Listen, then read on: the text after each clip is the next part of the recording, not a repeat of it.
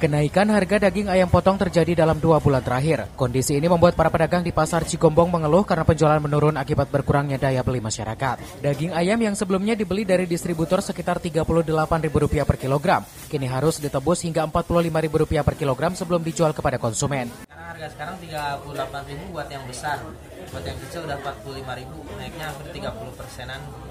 Sebelumnya di harga normal 30-32. Ya mudah-mudahan sih bisa normal lagi dari harganya, supaya stabil gitu, penjualan juga enak lah, nggak terlalu berat buat konsumen yang beli.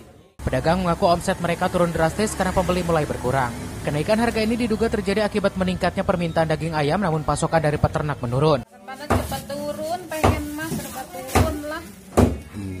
Apa juga. Situasi ini juga dikaitkan dengan program makan bergizi gratis yang dilaksanakan pemerintah. Para pedagang berharap pembelian bahan baku program tersebut dapat dilakukan di pasar tradisional untuk membantu perputaran ekonomi lokal. Dari Cigombong, Kabupaten Bogor, Wawan Supriyatna melaporkan.